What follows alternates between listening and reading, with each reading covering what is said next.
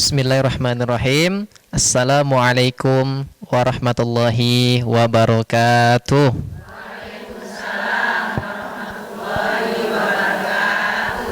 Alhamdulillahirabbil alamin wa bihi nasta'in ala umurid dunya waddin wa ala alihi wassahbihi rasulillahi ajma'in.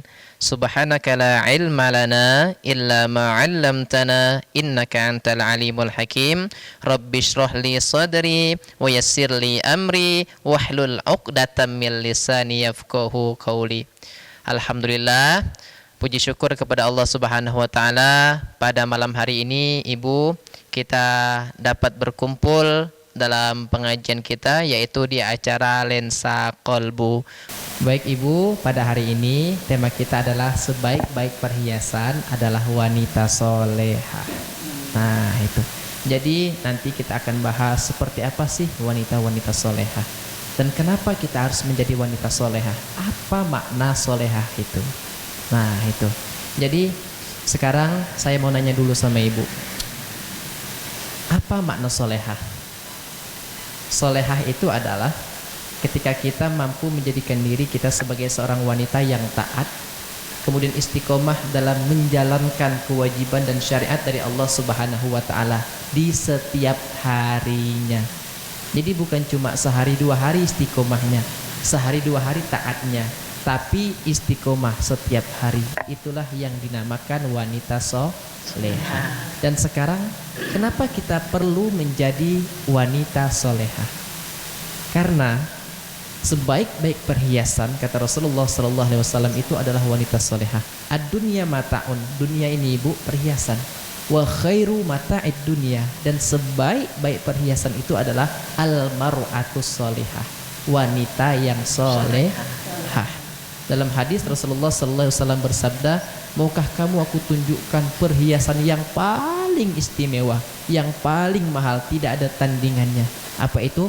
Yaitu istri soleha. Seperti apa istri soleha? Ketika suami kita memandang kita, senyum suami kita, karena ulah perbuatan kita tadi menyenangkan hati suami. Ketika suami merintah kita, selagi perintah itu baik, kita kerjakan, kita taati. Itulah ciri-ciri wanita soleha. Nanti kita akan bahas Ibu dalam Al-Quran, dalam hadis, seperti apa lagi bagian-bagian wanita soleha itu, seperti apa lagi ciri-ciri wanita soleha itu.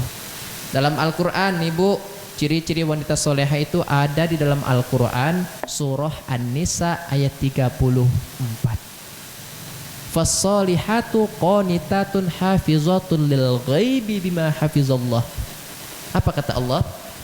Wanita yang solehah, maka wanita yang solehah itu adalah wanita yang taat kepada Allah dan menjaga dirinya ketika suaminya tidak ada. Nah itu, pertama taat kepada Allah. Apa makna taat? Sami'na wa ata'na. Apa yang disuruh sama Allah, apa yang diperintah oleh Allah Subhanahu wa taala, kita taati semuanya. Salat, puasa, zakat, sedekah, naik haji bagi yang mampu. Itu.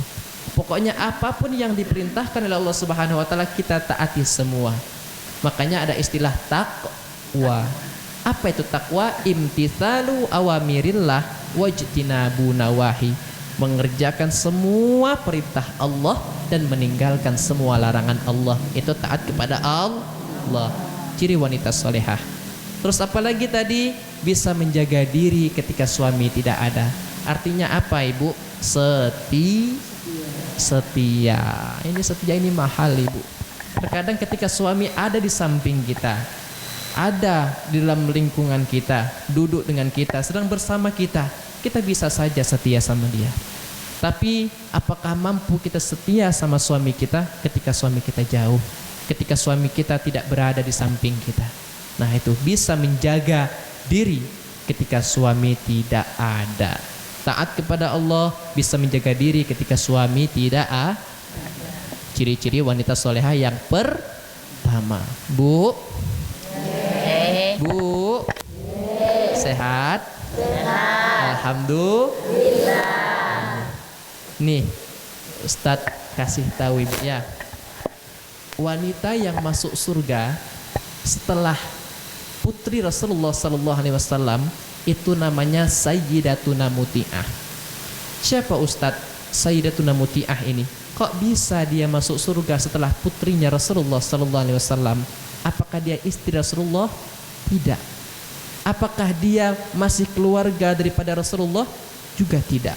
Lalu siapa perempuan ini? Sayyidatuna Muti'ah ini adalah orang biasa, bukan istri Rasulullah, bukan anak Rasulullah, bahkan bukan tetangga Rasulullah. Rumahnya jauhan sama Rasulullah sallallahu alaihi wasallam. Suatu ketika putri Rasulullah ini bertanya kepada Rasulullah, "Ya Rasulullah, siapakah wanita yang masuk surga setelah aku?" Di sana loh rumahnya, di ujung sana di pojokan sebelah kanan ada rumahnya. Fatimah ini heran, kenapa dia bisa masuk surga setelah aku ya Rasulullah? Apa amalannya? Padahal dia bukan siapa-siapamu.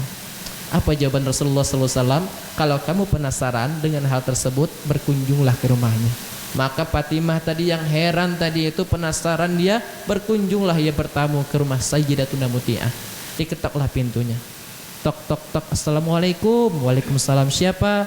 Anaknya Rasulullah, yaitu Sayyidatuna Fatimah. Masya Allah, tabarakallah, kata dia. Waalaikumsalam warahmatullahi wabarakatuh. Mau apa wahai Fatimah? Kata dia. Aku ingin bertamu ke rumahmu wahai Sayyidatuna Muti'ah. Apa jawaban Sayyidatuna Muti'ah? Mohon maaf Fatimah, aku sangat senang sekali kedatangan tamu seperti engkau, tamu yang sangat aku muliakan, putri daripada baginda Rasulullah sallallahu alaihi wasallam. Tapi tadi suamiku berpesan bahwasannya aku tidak boleh menerima tamu laki-laki. Pada waktu itu ibu, Fatimah sedang menggendong anaknya yang bernama Hasan. Hasan itu masih kecil, masih digendong. Sebelum suamiku pergi tadi, suamiku berpesan kepadaku, wahai Sayyidatuna Fatimah, jangan kau terima tamu laki-laki. Itu jawaban Sayyidatuna Muti'ah. Baik wahai Sayyidatuna Muti'ah, besok aku datang lagi. Oke, besok lagi datang ke sini. Aku izin dulu kepada suamiku. Besok paginya lagi datang lagi Fatimah, ketuk pintu lagi, salam lagi. Kemudian apa jawaban Sayyidatuna Muti'ah di hari kedua itu? Mohon maaf Fatimah, tadi aku baru izin sama suamiku untuk memasukkan laki-laki ke dalam rumah ini satu saja. Sekarang kau bawa Hasan dan Husain. Nah, itu. Jadi besok lagi datang ke sini, tunggu aku izin dulu sama suamiku. Besoknya lagi, saking penasaran Sayyidatuna Fatimah tadi tuh, ketiganya lagi diulangi lagi ke sana lagi, ketok pintu, salam, barulah diterima. Singkat cerita, diajaklah masuk, namanya orang bertamu ya Bu ya, pasti diajak makan. Pas di meja makan itu biasanya kan ada nasi, tahu, tempe, lauk pauk, lalapan ya. Biasanya itu seperti itu. Tapi kok di meja makan itu ada cemeti. Ibu tahu cemeti apa? Cambuk. Nah itu Fatimah heran, lah kenapa di meja makan kina ada cambuk? Kok ada cambuk di meja makan?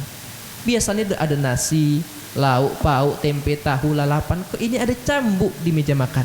Saking penasarannya, maka bertanyalah Fatimah tadi kepada Sayyidatuna Muti'ah, wahai Sayyidatuna Muti'ah, kok di meja makan ini ada cambuk? Apa gunanya cambuk ini? Apa jawabannya Bu? Wahai Sayyidatuna Fatimah, ketahuilah, ketika aku sudah selesai masak, aku hidangkan makanan itu kepada suamiku. Setelah aku hidangkan, aku tanya kepada suamiku, apa yang kurang Mas? Apa yang kurang Pak? Kalau misalnya ada yang kurang dari makanan yang aku hidangkan itu tadi, misalnya kurang enak, kurang manis, kurang masin, aku ambil cambuk ini, aku kasih ke dia, dia persilahkan untuk mencambuk punggungku. Nah itu. Sekarang yang menjadi pertanyaannya, apakah ada wanita seperti itu zaman sekarang? Tidak. Itu ibu yang menjadikan dia wanita solehah, wanita yang bisa masuk surga setelah putrinya Rasulullah sallallahu alaihi wasallam. Nah, itu jadi kita harus taat kepada taat kepada Allah, patuh kepada suami. Itu ciri-ciri wanita solehah yang pertama. Baiklah ibu-ibu, untuk selanjutnya kita lanjutkan insyaallah nanti di segmen yang kedua. Tetaplah bersama kami setelah jeda berikut ini.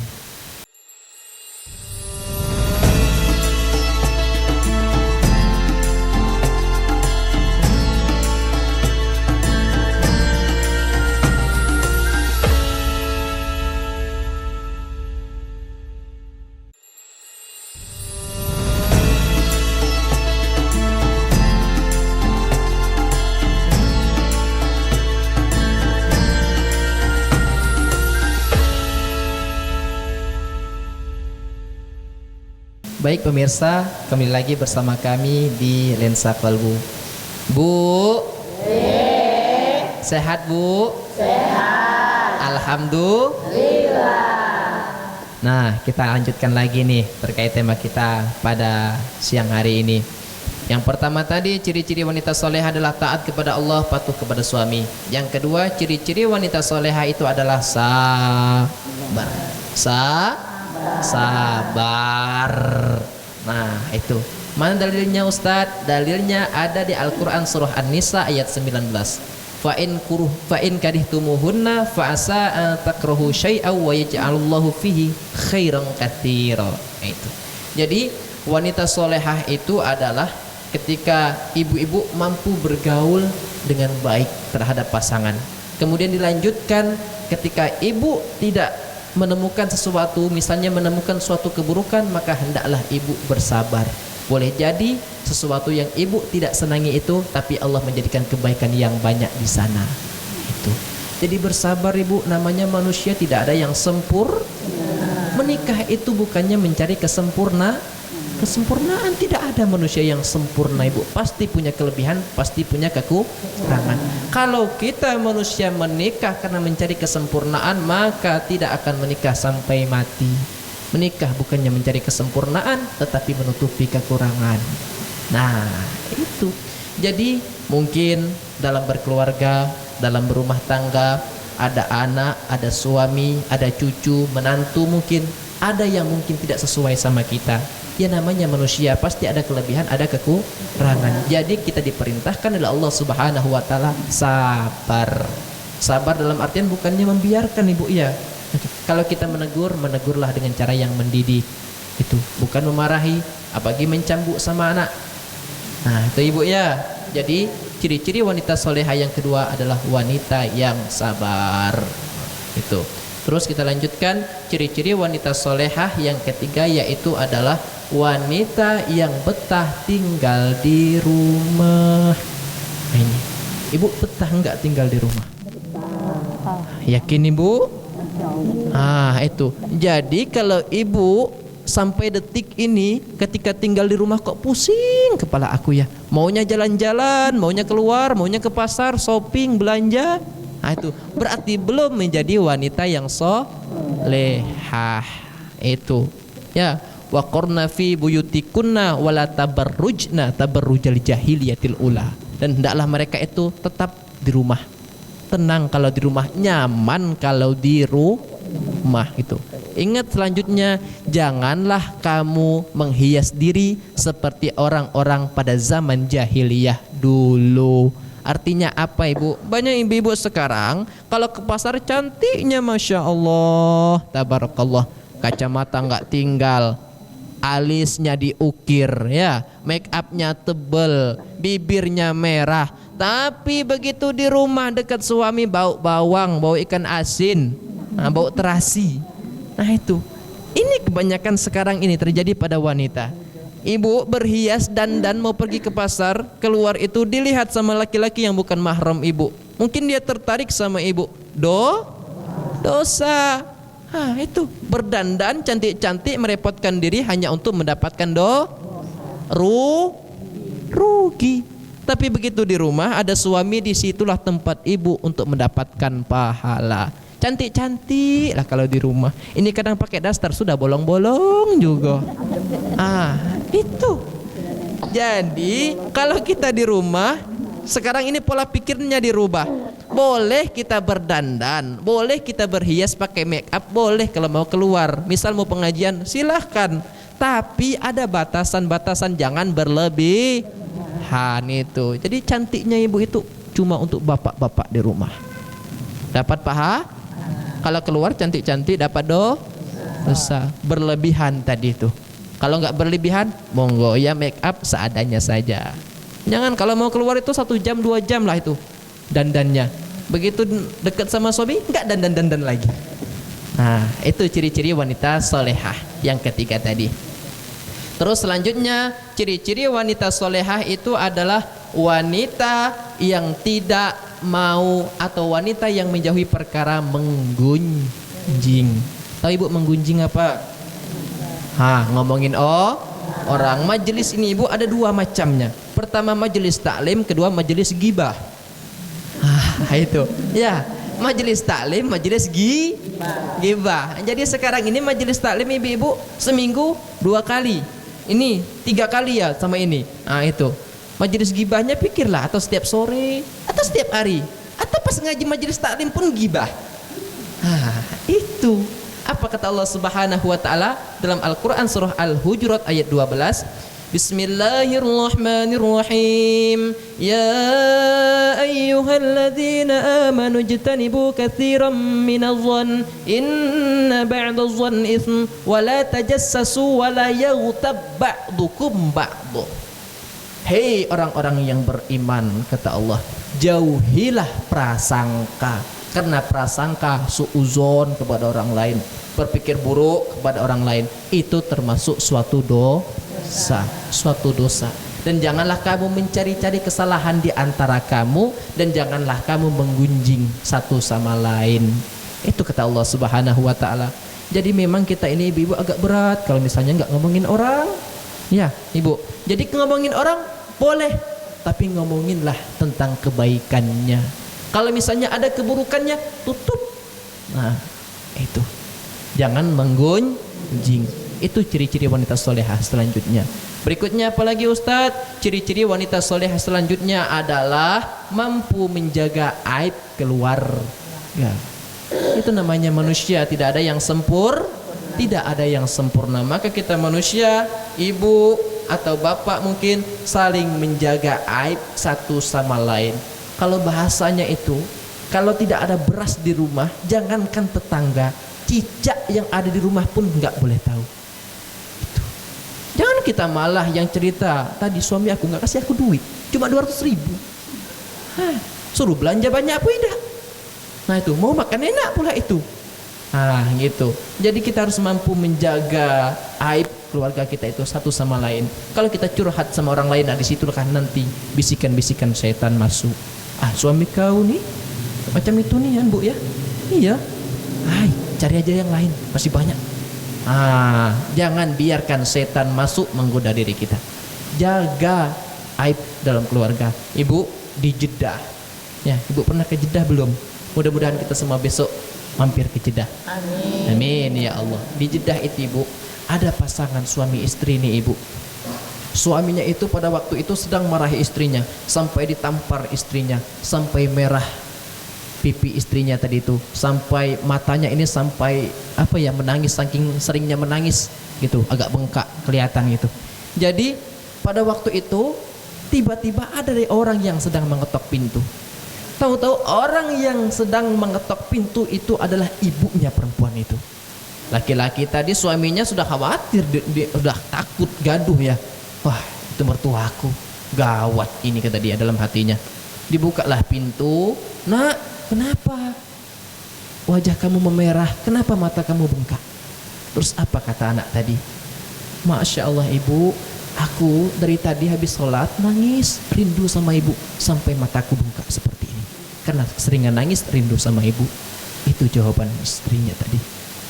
Apa yang terjadi kepada suaminya tadi? Langsung terenyuh hatinya. Ya Allah, mulai saat ini ya Allah, aku bertaubat. Aku tidak akan lagi melakukan kekerasan kepada istriku. Itu. Jadi kita sebagai seorang wanita memang terkadang kita dalam berkeluarga Ibu pasti ada rintangan, pasti ada masalah.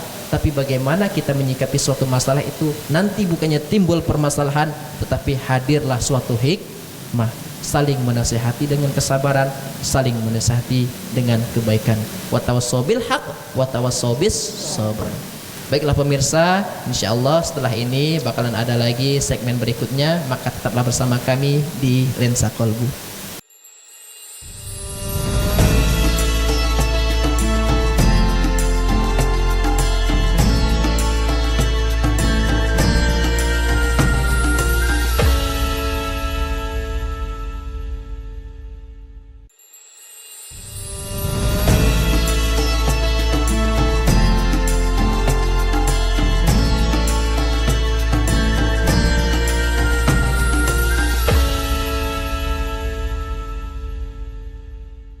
Baik pemirsa, Kembali lagi bersama kami di Lensa Kolbu. Bu, sehat Bu? Sehat. Alhamdulillah. Jadi kita lanjutkan lagi Bu ini terkait tema kita pada siang hari ini. Jadi ciri-ciri wanita solehah selanjutnya itu adalah wanita yang punya rasa malu yang tinggi. Nah itu, ini ibu sekarang yang sudah mulai punah ini. Terkadang ibu-ibu yang majelisan taklim, oke, ibu kalau dapat ilmu itu ibu punya kewajiban lagi untuk menyebarkan kepada orang lain, punya kewajiban untuk menyampaikan kepada suami ibu, punya hak kewajiban untuk menyampaikan kepada anak-anak ibu. Zaman sekarang ini ibu sangat prihatin sekali. Sudah punya teknologi canggih sekarang, HP. Maka HP itu kebanyakan sekarang salah untuk dimanfaatkan. Bukannya untuk mencari kebaikan di sana, tetapi malah mencari keburukan. Nah itu, berapa banyak wanita-wanita sekarang yang mengumbar auratnya, mengumbar aibnya di media sosial itu. Mudah sekali. Kalau dulu zamannya ibu-ibu, orang mau bermaksiat misalnya, mau cari tempat-tempat yang buruk, cari dulu dia, pergi dulu ke sana. Tapi kalau malam ini, pada saat sekarang ini cukup dengan membuka HP, di kamar pun bisa. Maka ibu-ibu yang pengajian punya kewajiban untuk menyampaikan kepada bapak di rumah, kepada anak-anak ibu. Kalau anak ibu mau keluar, lihat dulu pakai jilbab atau belum. Kalau belum pakai jilbab, sampaikan, nak jangan keluar dulu, pakai jilbab dulu kalau keluar. Nak tutup rambutmu, nak tutup auratmu, silahkan keluar. Nah itu, ilmu itu ibu bukan cuma dituntut saja, tapi kita juga punya hak, punya kewajiban untuk mengamalkannya. Kalau kita punya ilmu tapi tidak diamalkan, besok dituntut juga sama Allah Subhanahu wa ta'ala. Jadi kalau kita sudah dapat ilmu nih, misalnya jaga aurat misalnya, Masya Allah ibu, ngeri ibu, dosa bagi perempuan-perempuan yang menyebarluaskan auratnya. Zaman sekarang ini ibu, orang menyebarluaskan aurat itu ada dua model. Pertama, mereka memang nggak pakai jilbab, nampak auratnya, jelas rambutnya kelihatan. Golongan yang kedua inilah yang paling banyak sekarang ini. Mereka pakai jilbab, mereka pakai baju, mereka pakai celana, tapi semua itu ketat. Jadi menjiplak badannya sehingga nampak lekuk tubuhnya. Inilah yang banyak di akhir zaman sekarang. Sekarang ini ibu, mereka pakai jilbab tapi jilbabnya sakaratul maut. Bagaimana ibu sakaratul maut nih? Ikat-ikat di leher. Ah ini, nampak malaikat Israel, nah ditarik mati. Nah itu, ya. Dalam Al-Quran itu Allah Subhanahu Wa Taala katakan, ya apa di sana itu? Allah Subhanahu Wa Taala katakan itu, wahai Nabi, kulli azwajika wa banatika wa nisa'il mu'minin yuznina alaihinna min jalabibihinna. Wahai Nabi, katakan kepada istrimu, kepada anakmu, dan kepada wanita-wanita yang beriman kepada Allah Subhanahu wa ta'ala, ketika memakai jilbab hendaklah menutup seluruh tubuhnya. Ah itu, kadang kita pakai jilbab tapi dalamnya pakai baju pendek. Nah, macam mana pula itu? Kadang kita pakai jilbab cuma belakangnya panjangnya, Masya Allah, depannya pendek. Pakai jilbab panjang, rupanya di dalamnya nggak pakai apa-apa. Nah, itu yang lebih gawat lagi. Jadi itu aurat, kata Rasulullah SAW, jangankan untuk masuk surga orang yang memamerkan auratnya ini, orang yang tidak menutup auratnya dengan baik dan benar, jangankan mau masuk surga, mencium bau surga saja, kata Rasulullah, mereka tidak akan dapat. Nah, na'udzubillah. Jadi sayang ibu, satu keluarga kita, maka kita bentuk keluarga kita, keluarga yang beriman kepada Allah, yang memang takwa. Sama-sama kita belajar, sama-sama kita memperbaiki diri, saling menasehati dalam berumah tangga, menasehati anak, menasehati suami. Ustadz, bolehkah kita menasehati suami kita? Boleh. Bukan cuma suami saja yang boleh menasehati kita. Namanya juga manusia, suami mungkin ada salah, ada lupa, ada khilaf. Ibu wajib mengingatkannya. Udah sholat nih, suami lupa mungkin saking asiknya kerja. Yah, itu udah masuk zuhur. Ayo sholat dulu. Nah itu, yang lebih Masya Allahnya lagi, suami yang mampu menuntun istri. Karena suami itu adalah pemimpin, dan setiap pemimpin itu pasti akan dipintai pertanggungjawaban besok. Tapi kalau sudah suami mengingatkan ibu, bu, kalau keluar pakai jilbab, ibu masih juga keluar nggak pakai jilbab, itu bukan urusan suami lagi. Nak, besok kalau keluar pakai jilbab, misalnya udah ibu ingatkan itu kepada anak-anak ibu. Kalau keluar pakai jilbab, tapi begitu anaknya keluar tidak mau dengar omongan ibunya, itu bukan kewajiban ibu lagi. Sudah bebas daripada dosa-dosa mereka. Saling menasehati, punya rasa malu yang tinggi. Makanya itu ibu, malu kalau kita belum menjadi muslimah yang mampu menutup aurat dengan baik dan benar. Malu ketika kita belum mampu menjadi ibu rumah tangga yang mampu menuntun anak-anak kita menjadi anak-anak yang soleh dan solehah. Nah itu, terkadang manusia ini agak lain juga ibu. Malu ketika teman-temannya pakai mobil, dia pakai motor. Malu ketika rumahnya tetangganya bagus, dia biasa-biasa be. Malu kalau teman-temannya pakai kerudung yang bermerek, dia nggak bermerek. Jangan malu. Nah itu namanya salah malu. Tidak punya malu. Itu malu itu ketika kita tidak mampu menjadikan diri kita menjadi muslimah yang baik. Malu ketika tidak mampu menjadi ibu rumah tangga yang baik. Seperti itu. Kadang kita ini manusia yang memang seperti itu ibu. Ya namanya manusia, ada lebihnya, ada kurangnya. Tapi kan kita ini diajarkan di dalam Islam, kalau urusan dunia jangan kita melihat orang yang di atas, tapi lihat yang di bawah. Itu kalau urusan dunia. Misal ini ibu, kita punya motor, cuma ada motor, jangan kita lihat orang yang punya mobil. Itu lihat, oh iya di bawahku masih ada kok orang yang bersepeda. Kalau kita punya sepeda, lihat yang di bawah lagi, oh iya di bawahku masih ada kok orang yang jalan kaki. Kalau kita cuma jalan kaki, oh masih ada kok orang di bawahku mungkin tidak punya kaki. Bersyukur aku punya kaki. Unzur ilaman huwa asfala minkum wala tanzuru ilaman huwa fawqakum. Lihat orang yang di bawahmu, jangan melihat orang yang di atasmu. Bu, sehat? Alhamdulillah. Ini pembahasan kita terakhir ini bu. Kita itu ibu, kata ahli hikmah itu, Sayyidina Ali bin Abi Thalib, dia pernah mengatakan ada sifat yang bagus dimiliki oleh ibu-ibu, tapi tidak bagus dimiliki oleh laki-laki.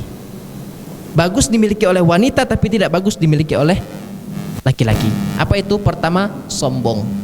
Itu. Kenapa Ustadz? Kok sombong bagus dimiliki oleh seorang perempuan, seorang wanita? Kalau ibu-ibu sombong, maka akan timbul yang namanya gengsi. Gengsi dalam kebaikan misalnya. Gengsi kalau mudah akrab sama lawan jenis yang bukan mahram. Gengsi untuk chattingan atau nge-DM atau telepon orang yang baru dikenal yang bukan mahram. Gengsi ketika mungkin disapa sama orang yang baru kenal, mudah akrab sama orang tersebut. Ada rasa sombong tadi itu. Bagus, tapi kalau laki-laki sombong itu enggak bagus. Kedua, kikir, medit, pelit. Ibu-ibu, kalau ibu-ibu pelit itu bagus. Kenapa Ustadz? Kok bagus kami pelit? Pelit di sini yang dimaksud adalah ibu tidak banyak tuntutan sama suami. Nah, itu hemat di rumah. Nah, itu suami penghasilannya 3 juta, minta 5 juta. Nah, itu makanya di sini bagus kata sebagian ahli hikmah. Mengatakan Ali bin Abi Thalib tadi itu bagus ibu kalau punya rasa pelit. Tapi kalau suami pelit itu aib. Ah itu suami ibu nih pelit nih, aib. Ya Allah. Nah, itu. Terus yang ketiga, sifat yang bagus dimiliki oleh wanita, tidak bagus dimiliki oleh laki-laki adalah penakut. Kalau ibu penakut bagus, takut untuk membuka jilbab, takut keluar rumah kalau enggak menutup aurat, takut kalau ketemu orang lain yang baru kenal mungkin ketika kita enggak pakai jilbab, enggak menutup aurat, ada pikiran yang buruk tentang diri kita. Tapi kalau laki-laki penakut, jangan jadi laki-laki. Nah itu ibu ya. Jadi ingat tadi itu ciri-ciri wanita solehah. Yang pertama adalah taat dan patuh kepada Allah Subhanahu Wa Taala, bisa menjaga diri kita ketika suami kita tidak ada. Itu yang pertama. Kemudian yang kedua sabar. Ketiga betah di rumah. Keempat jangan menggunjing. Nah kelima tadi itu kita harus mampu apa ibu? Punya rasa malu. Rasa malu yang tinggi. Ibu, perhiasan wanita itu bukannya emas, bukan. Perhiasan wanita itu bukannya berlian, bukannya make up, bukannya wewangian, bukan. Perhiasan termahal perempuan itu adalah hayaun, rasa malu. Semakin tinggi rasa malu yang dimiliki oleh perempuan, maka semakin tinggi pula kualitasnya, semakin mahal dia jadi wanita. Tapi kalau semakin rendah rasa malu yang dia miliki, maka semakin rendah pula rasa malu atau perhiasan yang dia miliki. Mahkota ibu-ibu sekarang ini itu ada di kepala ibu itu namanya hayaun, rasa malu. Jadi mahkota itu ibu mau tetap pakai atau ibu taruh bawah atau bahkan ibu buang sekalian. Itu tergantung hayaun, rasa malu. Baiklah ibu, nanti insya Allah kita tutup dengan segmen berikutnya tanya jawab terkait tema kita pada siang hari ini. Baiklah pemirsa, tetaplah bersama kami setelah jeda berikut ini.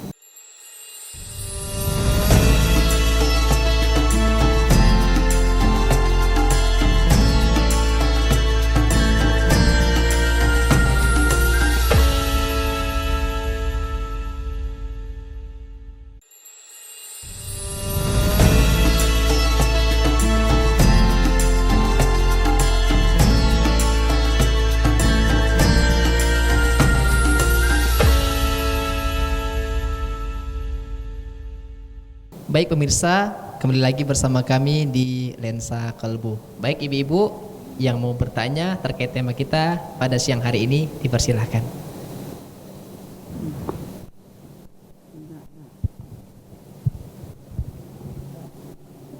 Assalamualaikum warahmatullahi wabarakatuh. Waalaikumsalam warahmatullahi wabarakatuh.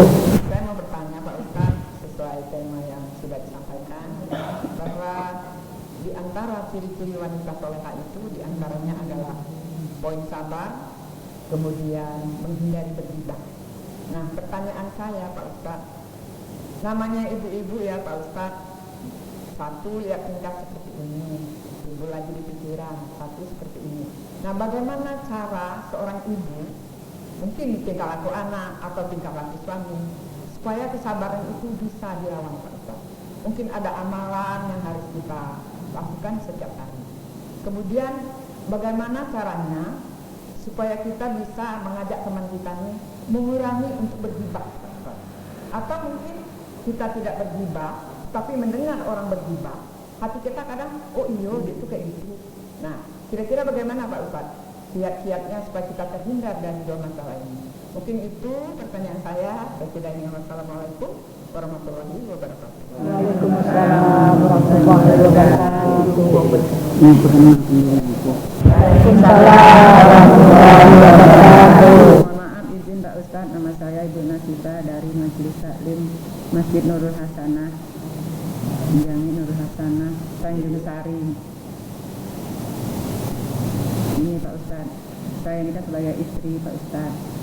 Itu saya sudah patuh yang seperti Pak Ustadz katakan tadi. Jadi suami saya tuh kok malah dia yang lebih kayak tunduk sama saya, tapi apakah berdosa saya jadi wanita solehah seperti itu? Assalamualaikum warahmatullahi wabarakatuh. Waalaikumsalam warahmatullahi wabarakatuh. Perkenalkan, Ustaz, nama saya Ernawati dari Majelis Taklim Masjid Jami Nurul Hasanah, Tanjung Sari. Ustaz, saya mau bertanya. Tadi ciri-ciri wanita solehah yang pertama itu takwa kepada Allah.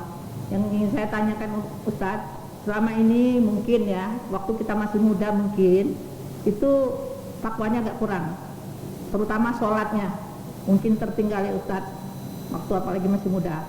Yang ingin saya tanyakan, bagaimana cara kita untuk menutupi sholat kita yang tertinggal waktu kita masih muda? Kemudian apa yang harus kita lakukan untuk menutupi hal tersebut? Hanya itu yang saya tanyakan. Saya tutup dengan ucapan wabillahi taufiq wal hidayah. Assalamualaikum warahmatullahi wabarakatuh.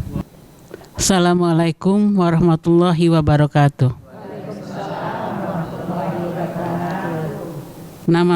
Nama saya Suwarni dari Majelis Taklim Masjid Jami Nur Hasanah. Pertanyaan saya Pak, bagaimana kiat-kiatnya menjadi orang yang sabar, terutama terhadap suami dan anak-anak? Terima kasih. Assalamualaikum warahmatullahi wabarakatuh. Baik ibu, saya jawab ya satu terkait pertanyaan ibu.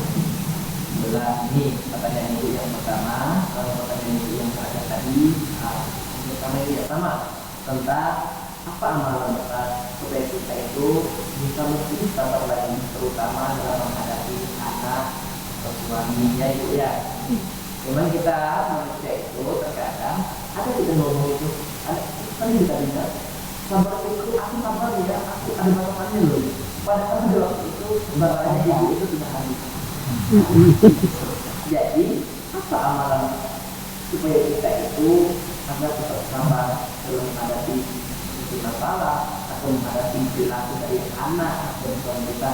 Pertama, banyak-banyak istighfar.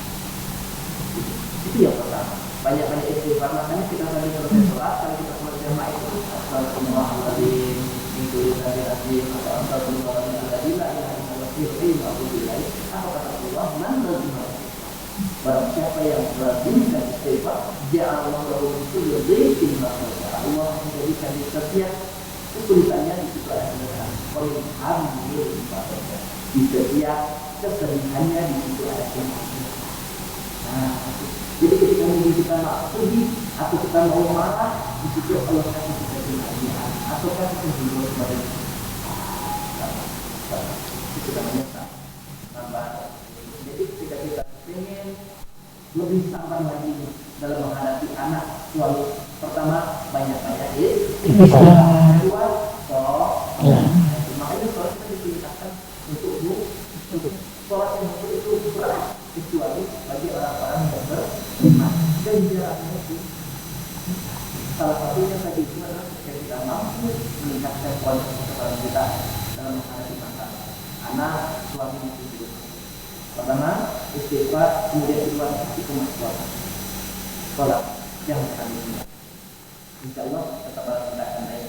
Ya memang kadang ini kita ini manusia ya, namanya pasti punya masalah, pasti punya problem dalam masalah dari menghadapi anak, suami. Tapi kita memang berusaha untuk dilatih kesabarannya. Jangan kita manusia banyak dosa. Nanti saja banyak ilmu tak umatnya. Tapi Allah tegur, sabar. Jadi bukan suatu masalah kita mungkin marah sekali, tapi setelah marah itu nah, kemudian yang kedua tadi pertanyaan ibu, bagaimana supaya kita terhindar pada ngomongin orang ya, atau ketika orang ngomongin sedang bercerita, sedang ngomongin orang, kita ada di situ, kita menghindarkan sama saja ya. Nah itu makanya tadi itu salah satunya ciri-ciri wanita solehah itu harus tetap tinggal di rumah. Itulah alasannya kenapa kita tetap tinggal di rumah, supaya kita tidak sering kumpul. Misalnya kumpul tidak berfaedah, kenapa? Cuma di taklim boleh, di pengajian boleh, tapi kalau cuma kumpul tanpa tujuan, mending di rumah baca Al-Quran, mutar tasbih. Ibu ya, jangan sering keluar rumah. Kalau mau keluar rumah, lihat dulu. Ini mau keluar ini, tetap tinggal di rumah. Ibu ya. Pertanyaan ibu yang kedua tadi mengenai apa tadi? Suami. Ya, mengenai suami yang lebih patuh kepada istri. Memang seperti itu ibu. Saya mengalami sendiri, bukan saya melihatnya sendiri. Itu ayah saya. Itu orang yang penuh sekali sabar yang masya Allah. Saya sendiri ibu ya, dia penuh terus. Iya, bapak saya itu tidak pernah marah sama sekali sampai umur 21 tahun sekarang ini. Tidak pernah marah, tidak pernah dia tuh ngomongin saya misalnya ini, tidak pernah. Misalnya marahin ibu juga tidak pernah. Kalau dimarahin itu iya saja, ini lari kan aku dia, tapi kita lagi baik aja. Nah itu, bagaimana ibu? Apakah ibu termasuk wanita yang durhaka kepada suami? Gitu, sedangkan kita ingin jadi wanita yang solehah selagi ketaatan suami tadi itu dalam hal kebaikan, itu bukanlah suatu hal yang buruk. Apa? Itu menjadi wanita yang solehah. Misal suami itu belum sholat, ayo sholat itu. Sholat dia. Misal suami itu belum baca Al-Quran, ayo kita baca Al-Quran. Biar aku bersama misalnya. Patuh dia sama ibu. Apa? Dia tidak ada masalah. Gitu. Jadi tidak ada suatu keburukan misalnya ibu dikatakan wanita yang berkebajikan selagi perintah ibu itu baik, lanjutkan baik. Memang ada orang yang Tidak mereka manggil Nurul Dewe. cuma dia menurut dewe. Ada nomor mereka. Tidak merintah. Ayo Kan merintah ibu. Kalau memang yang saya lihat suami Istri. tidak apa itu, tidak apa. Selagi kalau ibu sudah tahu sifat suami seperti itu harus tahu lagi. Oh iya, dia seperti itu. Suami takut istri. Kan itu ya kita manfaatkan dalam satu kebaikan. Kalau dia takut sama saya dalam doa nanti masih nyantai Pak, ayo Pak dulu teman. Bantu dia. Walaupun ibu tak perintah, begitu lihat ibu melangkah pakai mukena sudah takut ya, ayo itu yang lebih bagus lagi. Ibu ya, oke paham ibu? Mengerti? Oke, tadi saya lagi mengenai yang ketiga itu ya terkait kita. Dia namanya masih anak muda dulu ya, pasti belum istiqomah dalam ibadah Allah, masih sering tinggal. Jadi bagaimana Ustaz kalau misalnya sholat kita di masa muda dulu sering tinggal, kita sudah sholat baru kita dapat hidayah baru istiqomah. Gimana bayarnya? Oh, bisa. Balik ibu-ibu ini usia 9 sampai 10 tahun misalnya ya. Dulu ninggalin sholat misalnya, sekarang sudah berapa ibu? 60 tahun, 3 tahun. Kurang lebih 40 tahun meninggalkan sholat bisa gitu ya. Jadi mau tahu sendiri lah berapa tahun ya kira-kira bisa berpulang sholat. Bagaimana bayarnya? Kodok. Bagaimana kalau itu? Usfari, fardhu zuhri, arba'at rakaat, untuk bilang dilatih kodok. Ganti, bukan ada lagi tapi kodokan belajar. Kapan waktunya Ustaz? Orang maghrib itu ya selesai salam, terus selesai baca doa, ibu berdiri lagi dan kembali. Jadi setiap waktu maghribnya sama sekali dua kali karena kodok tadi Ustaz. Nanti Ustaz ya bayar semuanya Ustaz. Tidak apa-apa, yang penting Allah sudah tahu. Oh iya, hamba ini berusaha kamu Ustaz. Dan Allah maafkan. Dengan bicara itu harus berusaha dulu.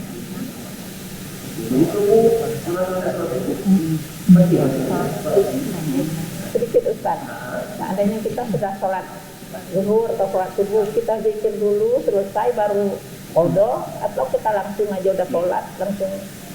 Oke, baik Ibu. Sebenarnya tidak jadi masalah. Kalau misalnya kita di rumah, langsung saja berdiri. Tapi kalau kita sholat di masjid itu nggak enak. Iya. Pertanyaannya, apakah kita sholat ba'diyah maghrib dulu atau qadha dulu? Qadha dulu, karena qadha ba'diyah lalu.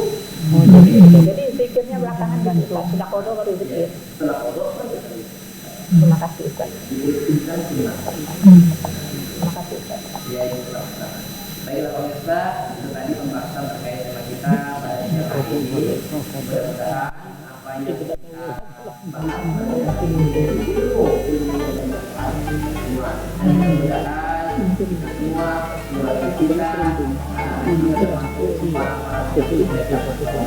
Amin. Jangan lupa terus saksikan Pensa Kalbu hanya di hari Kamis pukul 8.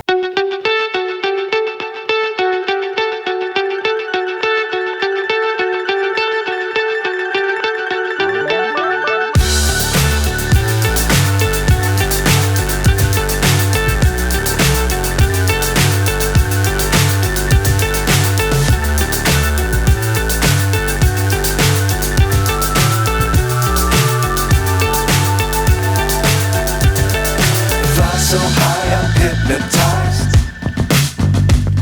What's up is down, what's left is right. Chasing stars and holding you. I can't see the end, but we'll see it through.